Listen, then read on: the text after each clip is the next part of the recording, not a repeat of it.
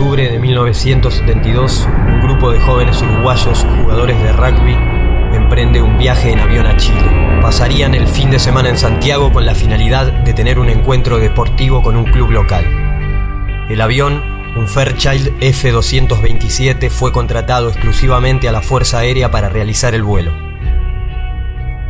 Por una situación meteorológica desfavorable, el avión aterriza en Mendoza. Luego, retoma su vuelo a Chile, pero este nunca llega a destino. Sí, señores, pónganse los cinturones porque el avión va a bailar un rato.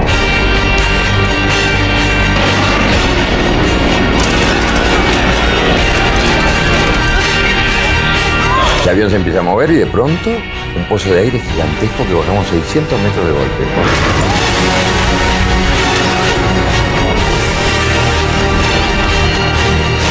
En ese momento sentís una explosión tan grande que dijiste, ¡achocó!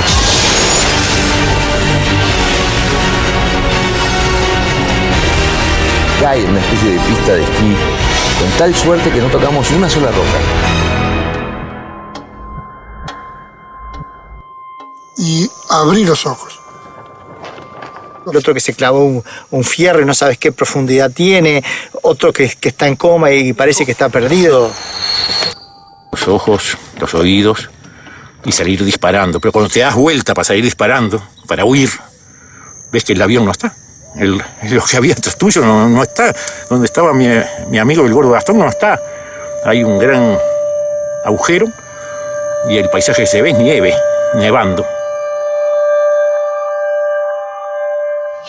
Que van a ir a buscar, cuestión de horas y todo, y zafé de todo esto y cómo me salvé, qué suerte que ya terminó.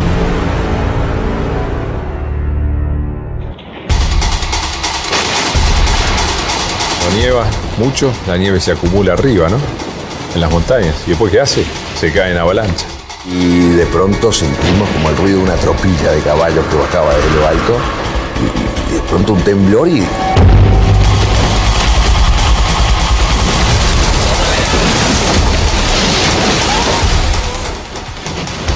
Vos pensás que vas a llegar a un lugar, pero ese lugar está mucho más lejos. La piedra que vos veías que era así es mucho más grande y está más lejos.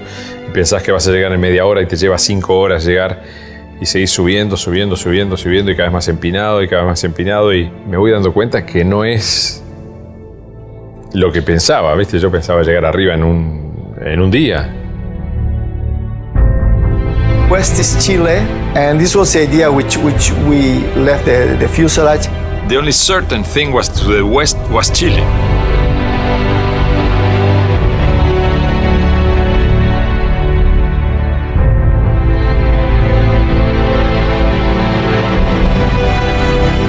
Y los vimos trepar durante 3 días, cada vez puntitos más chiquitos, todos mirando para arriba.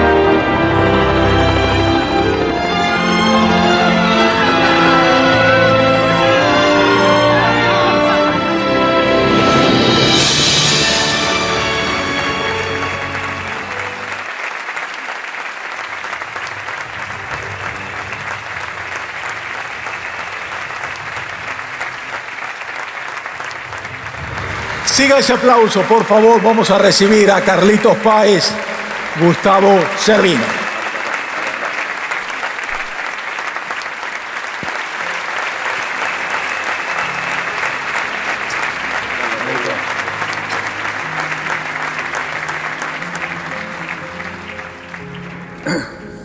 Me quedó ese momento, un momento normalmente intenso, cuando ustedes saben que finalmente los encontraron. Pero quiero aclararles que originalmente habíamos invitado a 3 de los sobrevivientes. El que no pudo venir es Roberto Canessa, por sus obligaciones como médico. Tú, Gustavo, me decías que hablaste con él y nos pide disculpas por eso. Roberto Canessa, que es un hermano del alma y un ser humano extraordinario, con su gran vocación de servicio, tuvo que priorizar y eligió bien. Hoy tenía 21 pacientes con cardiopatías congénitas y se quedó a atenderlo como corresponde.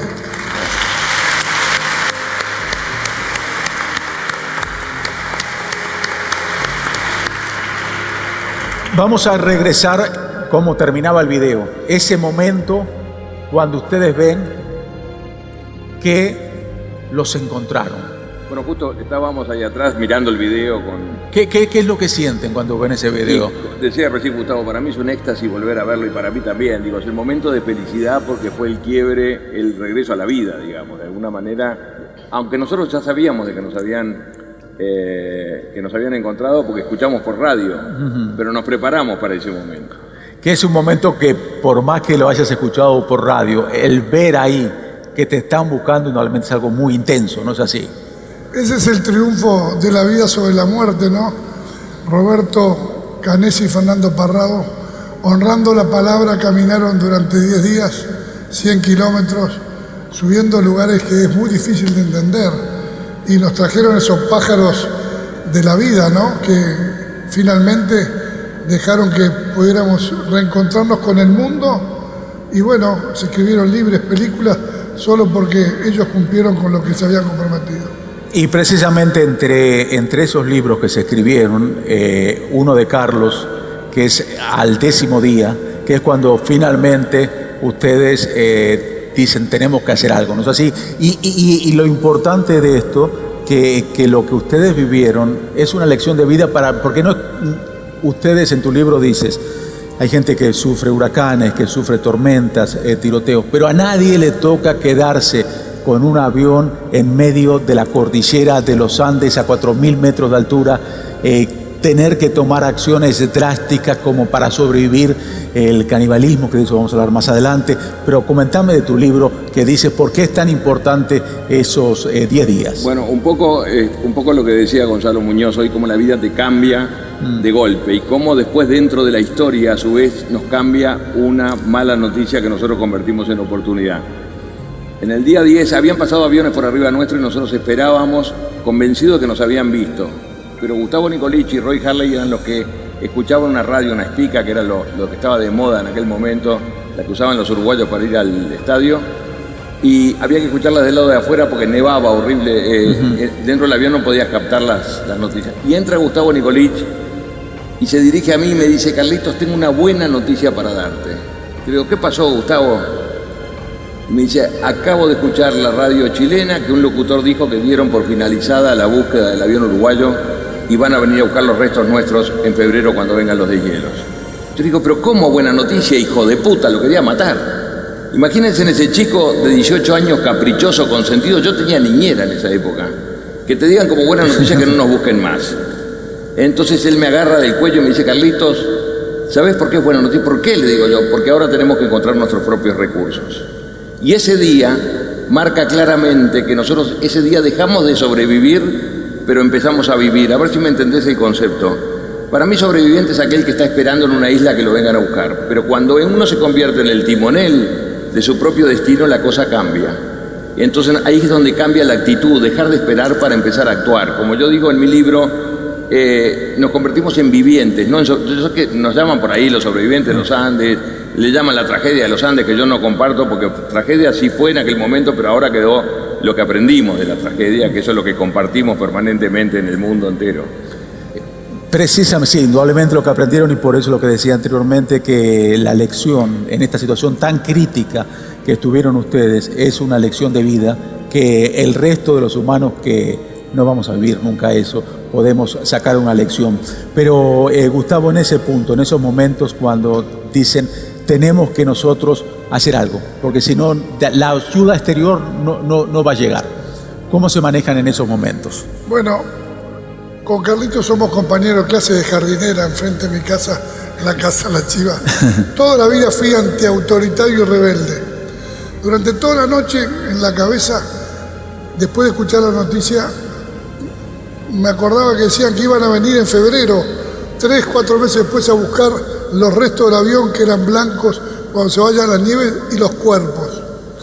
Y yo me rebelé a hacer un cadáver y a las 6 de la mañana, sin consultar a nadie, nos encontramos en la puerta con Numa Turcati, un ser humano extraordinario que se inmoló en la montaña haciendo cosas por lo demás, y Daniel Maspons. Y miramos para arriba y la montaña, cuando no salió el sol, es majestuosa, ¿no? La presencia de Dios es muy grande, sos tan pequeño que entras en un estado que se llama contemplación. Y los miré y ellos me miraron y dijeron, vamos a subir. Quisimos subir por necesidad, el piloto había dicho, pasamos Curicó, y Arturo Nogueira, que estaba con las piernas rotas, estudiaba los mapas y vio que Curicó estaba en la precordillera, así que decidimos trepar, pero con mocasines de cuero, media de nylon, pantalón de tela, una camisa, sin guantes, sin bastones, sin nada, nos decidimos trepar. Y empezamos a trepar, a la media hora se nos habían dormido los pies, a las 4 de la tarde estábamos arriba, se puso el sol, y tuvimos que dormir ahí en la intemperie, uno arriba golpeándonos. Y lo que te quiero decir es que en ese momento la rebeldía del ser humano es maravillosa, porque no queríamos morir, queríamos vivir. Y vos sabés que dormimos y al otro día cuando llegamos arriba vimos que había 150 kilómetros de montaña para todos lados. Hicimos un pacto, primero no contarle nada a nadie, pero sentimos íntimamente que era difícil, pero era posible. Bajando encontramos cuerpos y ahí fue cuando me impuse la misión de traerle a cada familia un recuerdo. Arranqué cadenas, billeteras, relojes, y eso me dio mucha fuerza muchas veces cuando quería abandonar el tener que cumplir ese recuerdo. Así que entre eso es una carta maravillosa que después te puedo contar que dice Gustavo Nicolich, que es maravilloso el tema de la comida.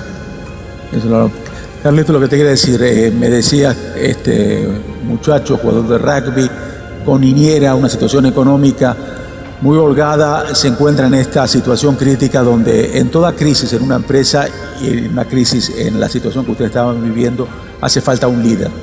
¿Cómo se decide quién va a ser el líder?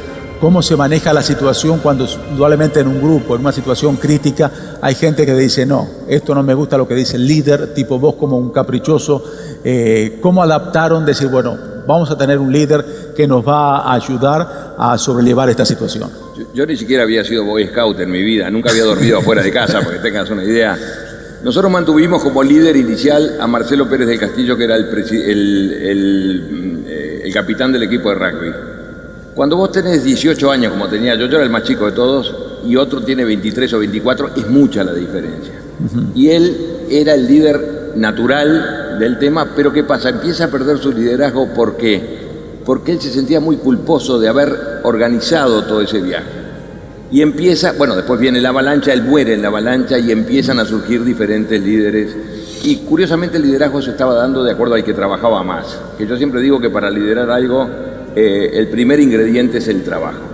Y así fueron surgiendo líderes en diferentes áreas, así como los estudiantes de medicina, que eran Gustavo, Canesa y Storm, como era Roy Harley, estudiante de ingeniería, que asumió el rol como ingeniero, como Adolfo Strauch, que tenía una capacidad para inventar cosas, inventó la manera de caminar sobre la nieve, haciendo unos zapatos con los almohadones, nosotros fuimos muy respetuosos de los roles de cada uno de esa organización o de esa sociedad de la nieve, como se llama uno de los libros, porque nosotros organizamos nuestra propia sociedad. Gustavo, tú estudiante de medicina, ¿en qué año estabas? Yo había estudiado 3 meses Facultad de Medicina, Biología Celular, Estadística y Psicología Médica. Y esos 3 meses a mí me ayudaron muchísimo.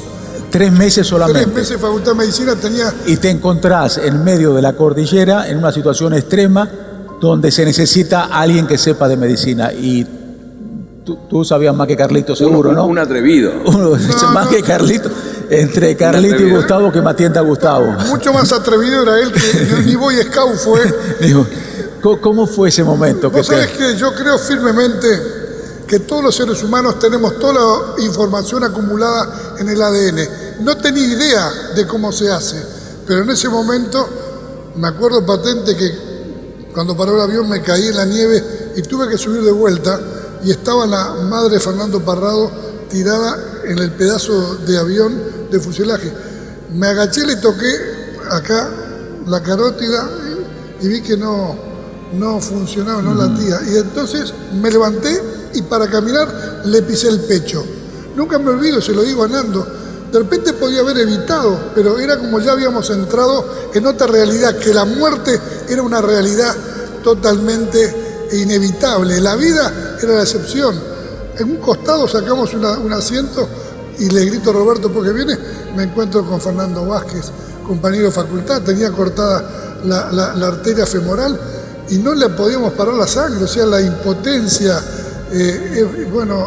toda esa angustia hacía que te dieras cuenta que vos podías hacer lo mejor de ti y después soltar el resultado y lo ponías en la mano de Dios.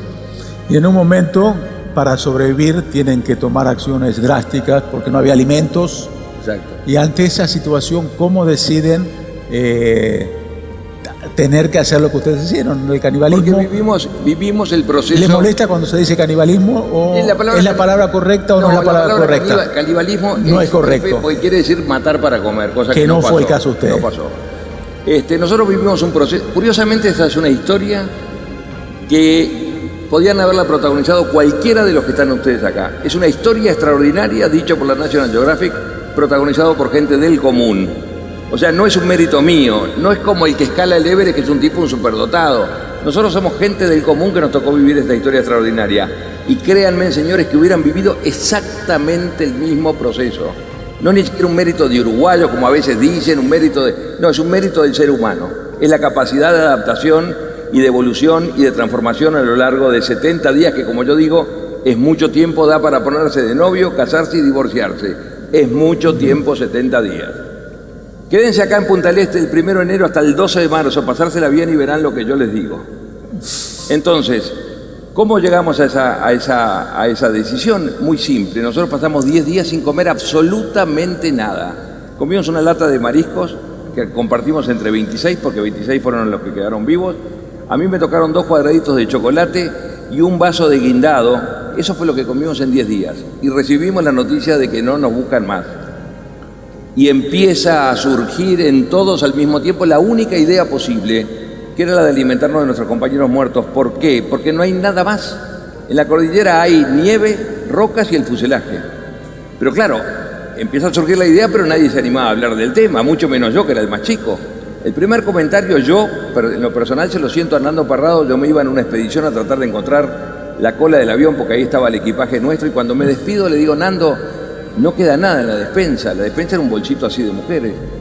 Y Nando me mira a los ojos y me dice, Carlitos, yo me como al piloto.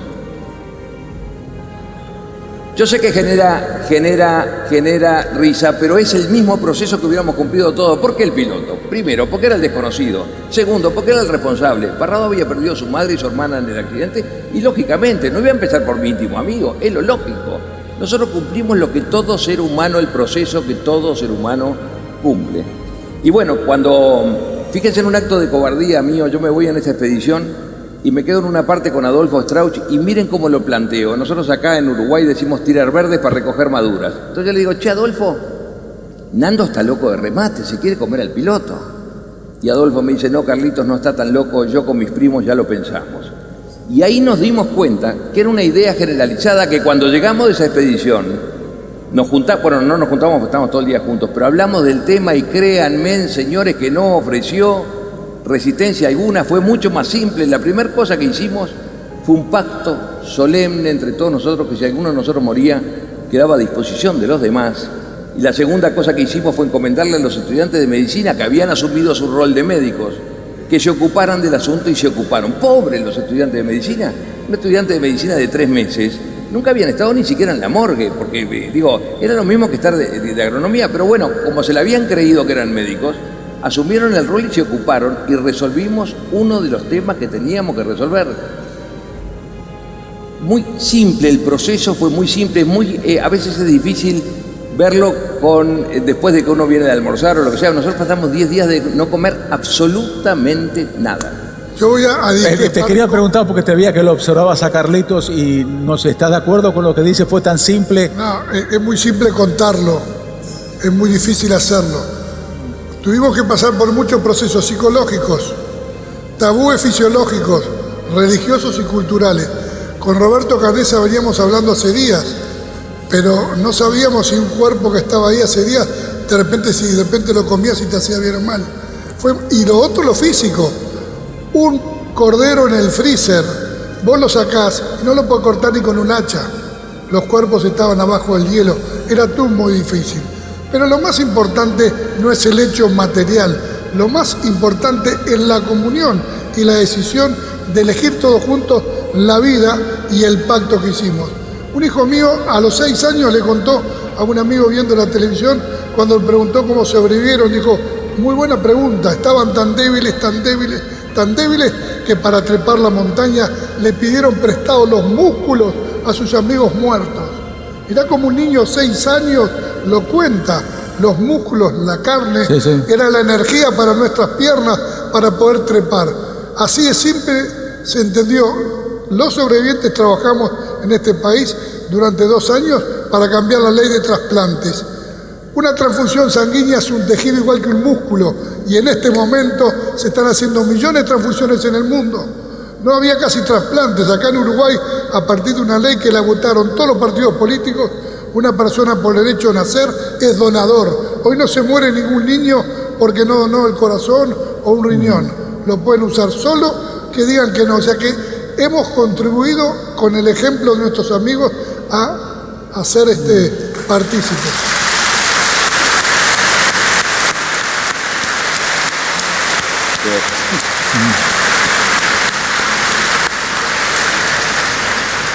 La parte espiritual, en ese momento crítico, ¿cómo era la relación con Dios? ¿Qué es lo que pasaba? Decía, yo quiero sobrevivir para estar con mi madre, estar con un ser querido, con una novia. ¿Cómo es ese punto donde uno tiene una comunicación con un ser superior? ¿Qué es lo que le pide a Dios? Naturalmente que la gran motivación era la familia. Acá no. Vos, Carlito, con tu familia. Sí, era, bueno, y creo que era de todos. Era lo que nos motivaba. Así que no era venir al mundo a dar conferencias, que nos invite acá al Business Forum, acá 45 años después. No, nosotros peleábamos por llegar con mi mamá, con mi papá y con mi niñera. Esa era mi lucha. ¿Y qué pasa? Que ahí el espíritu empieza a engrandecerse de tal manera. Mi madre me había regalado un rosario.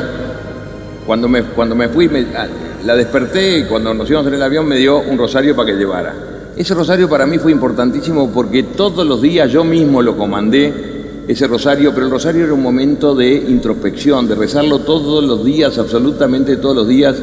Era dejar de pensar. Saben que el ser humano no puede pensar 2 cosas al mismo tiempo, que eso es la maravilla de la oración. Entonces metíamos una Ave María y no podíamos pensar en el desastre que estábamos viviendo. Y fue importante, y miren, tan importante fue para mí que porque la cordillera no fue todo tan dramático. Yo por lo menos tengo experiencias, por ejemplo, yo era un obseso por mirar la luna, por ejemplo. Y yo era el encargado de pasar un tarrito que hacía para hacer pipí, lo pasaba y lo tiraba por un costado. Me despertaban a las 3 de la mañana, pasaba el tarrito. La pelota de rugby, una pelota de rugby. Y después Adolfo Strauss me lo empezó a negociar, pero yo no quería ni pasarlo y me decía, Carlitos, te lo cambio por un cigarrillo.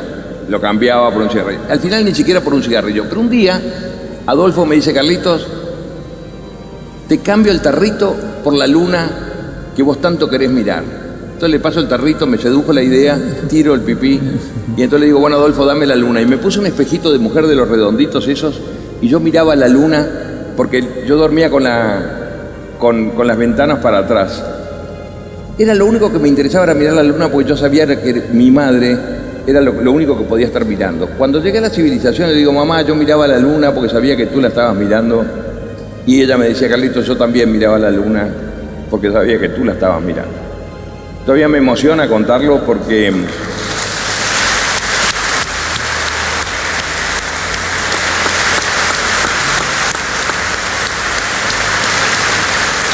realmente uno tiene que rescatar los momentos lindos de las cosas que uno ha vivido. Como yo digo, la tragedia de los Andes, así se llama, pero ya dejó de ser tragedia. Es todo lo que aprendimos, es todo lo que vivimos, la parte positiva. Hasta hubo mucho humor dentro de los Andes. Hubo mucho humor. Yo era un poco el personaje aquel de La vida es bella, ese personaje que en el campo de concentración jugaba con el humor permanentemente, que era necesario. Miren, me tocó estos días, un mes atrás, volver al lugar de los Andes. Volví con mis 2 hijos y 4 nietos en una idea de agradecimiento, porque gracias a que yo estoy vivo, hay 7 vivos más. Y fui sin mi mecanismo de defensa, que es el humor. Yo siempre que había ido con los sobrevivientes, siempre los hacía reír horriblemente, pero ahora no podía porque era el padre y el abuelo. Y fui sin mi mecanismo y realmente me la pasé mal, porque ahí arriba hay mucho dolor, hay mucho dolor. Mi hija me decía, papá, yo no te creo que vos estuviste acá. Digo, sí. Me dice, vos te fuiste al Caribe y me estás haciendo otro cuento. Porque realmente nos morimos de frío, nevaba, inclusive me recibió nevando la montaña, pero realmente mi mecanismo para poder encarar el dolor es por el lado del humor, que es necesario en ese momento. Pero la vida, cuando uno se despoja, lo viví de esa manera. La verdad que fue muy doloroso para mí, pero fue también el final para mí de esta historia. Gustavo, él usó el humor. ¿Cuál fue tu mecanismo en esos momentos? Bueno, yo siempre digo que nuestra historia no es una tragedia y tiene muchísima tragedia, ni es un milagro, tiene mucho milagro. Es una historia de amor, solidaridad, vocación de servicio y amistad. Éramos un equipo de rugby que éramos todos amigos. Y lo importante era que cada uno hacía lo que podía y era la mejor versión de sí mismo en ese día. Ahora, la presencia de Dios ocupó distintos momentos. Yo a Dios lo mandé a la mierda. Le digo, pero ¿quién es el guionista de esta película? Nos caemos, después suspende la búsqueda, nos tapa la avalancha. Pero al mismo tiempo, cuando trepaba la montaña, sentí que Dios se había metido dentro de mí. Cuando uno está en la montaña y es tan majestuosa y uno tan pequeño, la mente se apaga y se abre como un paracaídas y sentís el ser y la presencia de Dios es muy grande. Te mimetizás el estado de contemplación con la naturaleza y en vez de pelearte con la naturaleza, sos parte de ella. Cuando vos te conectás con yo apagaba la mente y estaba todo el tiempo haciendo algo por la otra persona, acariciando los pies, Carlitos rezando el rosario o haciendo bromas. Pero el rosario fue algo mágico que Carlitos era el que lo lideraba. ¿Por qué? Cuando le pedíamos fuerzas a la Virgen para soportar un día igual a este, porque este que fue horrible lo habíamos vencido y le agradecíamos por haberlo superado. Segundo, como él dijo, ese satsang de repetir el rito rosario en la oscuridad de la noche no permitía que ningún pensamiento negativo te entrara a la mente. Y el tercero, cada 5 minutos te volvía el rosario a ti y si vos te dormías de repente te morías congelado como una estatua de hielo. O sea que por eso la película termina con el gracia plena, en honor a la verdad, la gratitud, que es el motivo por el que yo estoy hoy sentado acá, totalmente apoyando a un loco como Nacho, que hace cosas para mostrarle a Uruguay, a Latinoamérica, que los millennials también sueñan, pero ejecutan. Así que un aplauso a Nacho. Un aplauso a Nacho.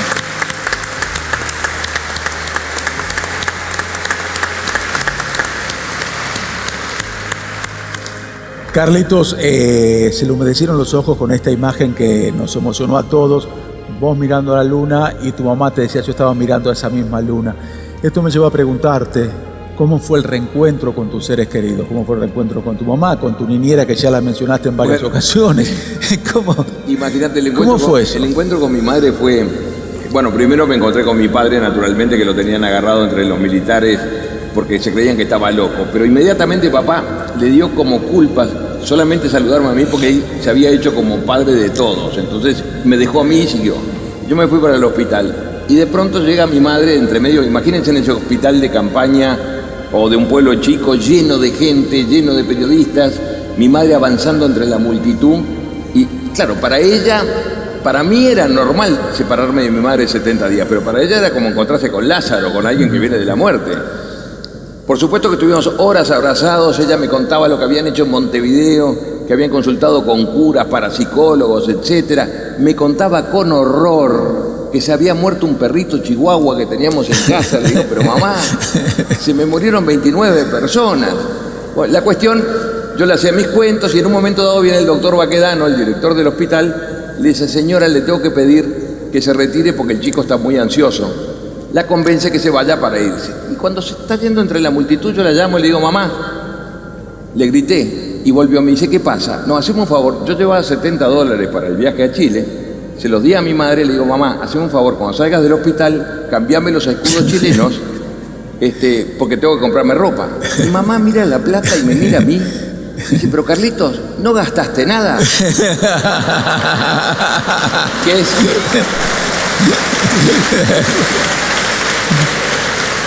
Esto es real, ¿eh? Las madres no manejan la economía hasta último minuto. Ya sabía que había llevado $70. Después de 70 días le entrego $70 y dice, bueno... Genial como cuento. Ya que está nombrando a la madre, quiero hacerle un homenaje a todas las madres. Las verdaderas videntes en nuestra historia fueron las madres de los sobrevivientes, de los chicos que tenían chicos vivos. Ellas estaban convencidas que los hijos estaban vivos y se conectaban, y las que tenían hijos muertos intuían que estaban muertos. Es muy fuerte esa conexión que tiene una madre. Tengo una madre que tiene 95 años, que en este momento está en la cama, está con muy poca energía, y me enseñó, por ejemplo, hay atracción, porque todos los que volvimos tenemos madres muy fuertes, de mucho temperamento. Madelón, la abuela de él, Chipita, mi madre tiene 9 hijos, 33 nietos y 29 bisnietos, y a los 94 años se operó de la cadera que tenía hace 30 años para seguir haciendo yoga, lunes, miércoles y viernes con su hermana que tenía 97. Fíjense.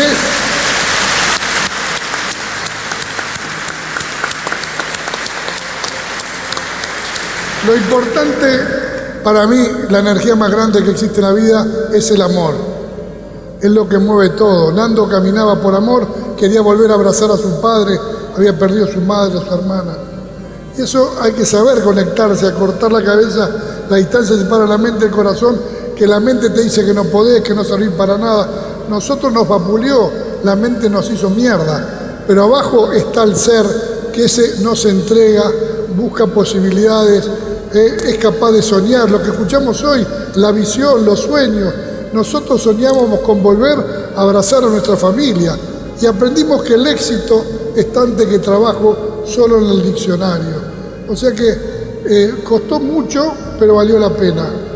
Y cuando volvimos en una valija que no me dejaban traer, me peleé para que me dejen traerla. Pude traer a los 29 que quedaron y estuve día por día yendo casa por casa, entregando relojes, cadenas, billeteras y cartas. Y la carta maravillosa de Arturo Nogueira y de Gustavo Nicolich.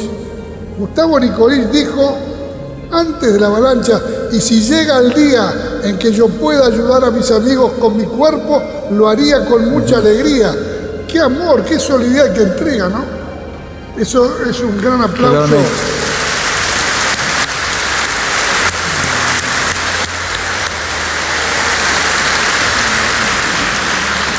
Gustavo dice la palabra amor.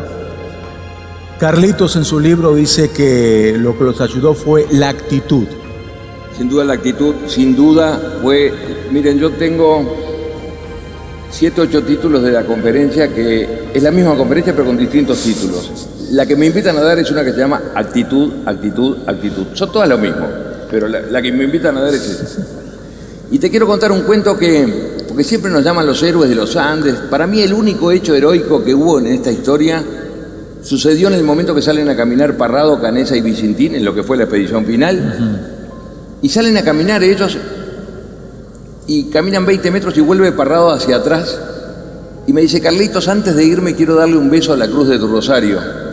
Le da un beso a la Cruz del Rosario y a cambio me entrega, él había comprado un par de zapatillas en Mendoza cuando el avión paró para su sobrino de 2 años. Él me entrega una zapatilla y me dice, Carlitos, te prometo que voy a venir a buscar el par, o sea, voy a venir con ayuda. Pero me agrega, y esto es lo importante, me dice, si eso no sucede y yo no vuelvo a buscar el par, o sea, me muero, cosa que era muy probable porque claro, caminar en la cordillera no es broma, y ustedes tienen que disponer de mi madre y de mi hermana para alimentarse, háganlo. No solamente Parrado tenía los cojones de salir a buscar ayuda a una costa de poder morir, sino que además nos daba una autorización innecesaria, pero lo hacía, de alimentarse lo más sagrado que él tenía, que era su madre y su hermana.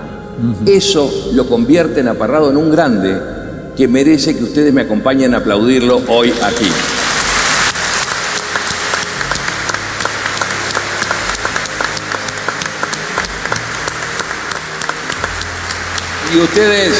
Y ustedes me dirán qué sentido tiene que lo aplaudamos a Parrado hoy aquí, si Parrado no se va a enterar de este aplauso. ¿Y a mí qué me importa? Miren, señores, creo que una de las banderas más nobles que el ser humano tiene es la bandera del reconocimiento.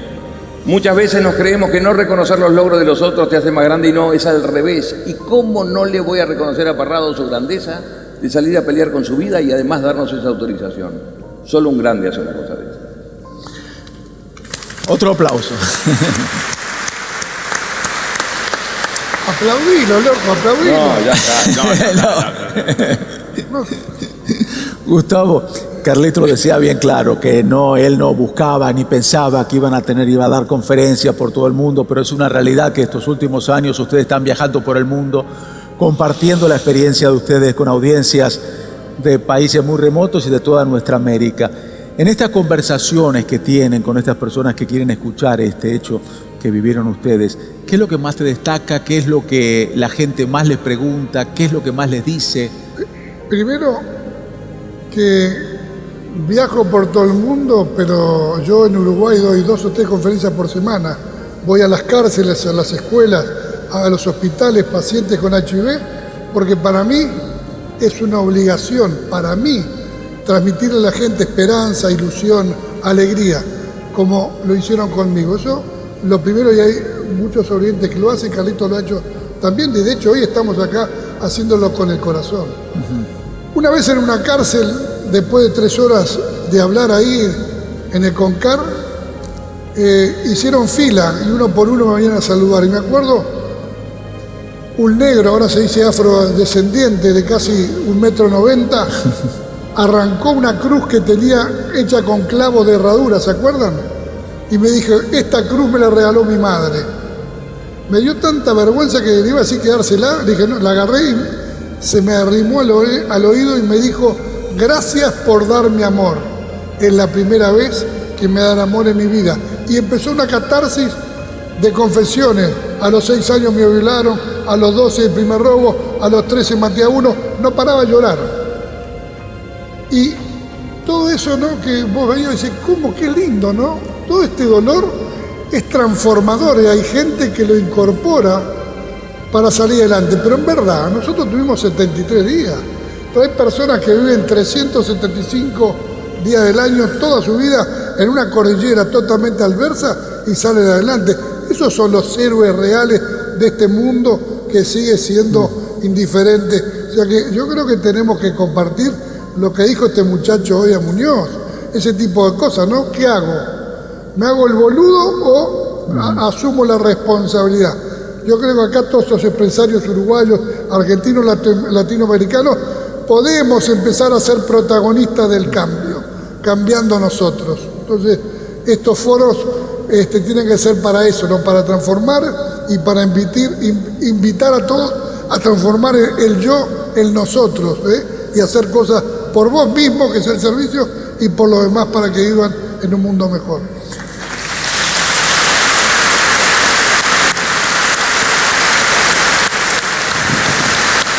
Te aplaudo. Carlitos, a ti en tus conferencias, que también das varias conferencias por año, algo que te haya impactado, algo que te hayan dicho, que haya quedado. Curiosamente la pregunta que más me hacen es una pregunta tonta, si le tengo miedo al avión. Y yo la verdad que al avión, tengo 6 millones de millas en American Airlines, o sea que miedo no le tengo. No le tenés miedo al avión. Pero hablando de la actitud, que me importa resaltar el tema, porque es, me refiero al último momento cuando salen a caminar Parrado, Canessa y Vicentín, después del episodio que conté hoy. Ellos pensaban subir una montaña en un día, demoraron 3 días. Durante 3 días veíamos los puntitos alejarse chiquititos y nosotros rezando para que no vuelvan, porque era nuestro plan. Claro. Al tercer día vemos que baja uno de esos puntitos y fuimos al encuentro. Demoró otros 3 horas en bajar lo que habían demorado 3 días en subir. Y era Vicentín, que venía con la noticia de que habían llegado hasta la cima de la cordillera y en vez de encontrarse los verdes prados chilenos, que era lo que suponíamos que tenía que haber, se encontraron con un panorama patético y desolador, que eran montañas y más montañas y más montañas. Y ahí tomaron la decisión Parrado y Canessa de quitarle la comida que tenía Vicentín y su ropa y lo mandaron al fuselaje con un mensaje para todos nosotros que decía así, que ellos dos iban a seguir adelante aún hasta morir. Eso, señores, se llama actitud. Porque ellos podían haber tomado el camino del atajo, el camino más simple, que era volver al fuselaje donde más o menos estábamos con vida, pero ellos prefirieron el camino duro. Quizás porque sobre sus hombros pesaba el trabajo de todos nosotros, o más que en sus hombros pesaba en el corazón. Ellos dos no caminaban solos, era fruto del trabajo de los 16. Eso se llama actitud.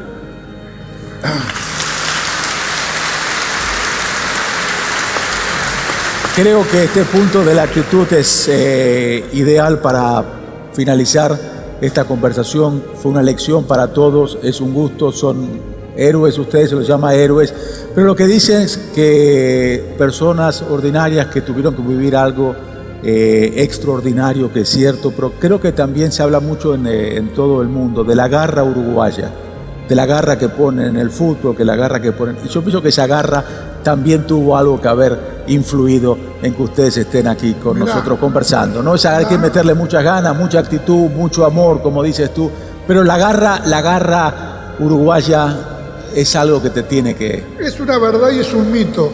Es un mito. El uruguayo vive en un barrio, nos conocemos todos, y no es que le gusta ganar, no le gusta perder, pero el uruguayo es medio cómodo y se despierta en el último segundo y da batalla. No le toques el orgullo y la dignidad de un uruguayo porque va a pelear, pero tenés que torearlo bastante. Existe, pero en la cordillera había un tipo con mucha garra, el Vasco Chavarren, una pata casi colgando porque una hélice se le había cortado, y cada vez que decíamos algún voluntario para salir a caminar, se levantaba y decía yo voy, y se caía de vuelta. Ejemplo y atracción. Enrique Platero, un fierro le había perforado el intestino, cuando yo me arrimé, se lo arranqué y salieron todos los chinchulines para freír, yo no sabía ni qué hacer, le puse una camisa, lo até, y cuando se dio vuelta le empecé a meter todo, empezó a tirar los asientos para afuera, y lo miraba a ver si se infectaba, si tenía fiebre. Un día, en el frío, que mascábamos hielo porque no podíamos derretirlo, hizo medio litro de agua en una botella San Felipe de Mendoza. Y cuando le digo tomala, me dijo, no, Gustavo, se la voy a dar a algún herido. Y no había nadie más herido que él. Otra vez, el ejemplo, ellos levantaban la vara de la exigencia. Un aplauso. Déjame terminar con un cuento. Finalizamos con un cuento. Ahí, como les dije, el humor fue parte de mi vida y lo sigue siendo, capaz menos. Pero hubo un cuento que a mí me parece maravilloso, que define toda esta historia y tiene que ver con los argentinos, tiene que ver contigo y con los chilenos también. Bueno. Los argentinos son geniales. Ustedes saben que los argentinos son capaces de convertir una historia dramática en una historia farandulera. Si esto hubiera pasado ahora, yo estaban bailando por un sueño, no les quepa por la menor duda. Seguro. Son geniales los argentinos y los argentinos adoran esta historia. Fue el lugar donde más se leyó el libro, donde más se vio la película. Fue en Argentina. Ellos adoran, se la quieren apropiar, que les encanta a los argentinos apropiarse hasta de la cita. Los argentinos, cuando nosotros aparecimos un 21 de diciembre y toda la prensa argentina se fue arriba nuestro, estaban acá en Punta del Este, éramos portada de todas las revistas durante todo ese verano. Crearon hasta un look alive ese verano en Punta del Este, para que te vaya bien con una chica tenía que estar con la camisa rota o con un poco de barba. Geniales, ¿no? Pero los argentinos tenían, el que me diga que se acuerda tiene más de 50 años. Tenían un programa maravilloso que se llamaba Sábados Circulares de Mancera, conducido por Nicolás Pipo Mancera, que son esos programas ómnibus que van los sábados, que duraban como 6 o 7 horas, y llaman por teléfono a Chile y piden para hablar con Gustavo Cervino, y le hacen un reportaje largo para televisión por teléfono, televisión en blanco y negro, que respaldaba con fotografías desde Buenos Aires. Y al final del reportaje le hace esta pregunta a Gustavo. Le dice, decime una cosa, Gustavo. ¿Ustedes sabían que estaban en territorio argentino y a 10 kilómetros de un hotel?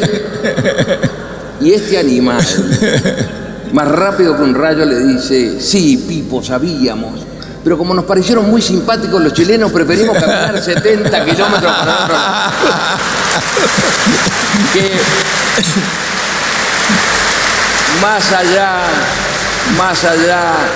más allá de la broma, ¿por qué les digo de que esta historia resume toda nuestra historia? Porque muchas veces el ser humano se cree que tiene que vivir historias perfectas. Nosotros fue la peor equivocación que nosotros cometimos, pero con pasión, con ilusión y con acción, nosotros aún equivocados llegamos igual. No se trata de historias perfectas, se trata de historias con ilusión. No se trata de historias perfectas, se trata de historias con pasión. No se trata de historias perfectas, se trata de historias con actitud. Aún equivocados llegamos igual y es de eso lo que se trata la vida. Gracias. Ahora sí.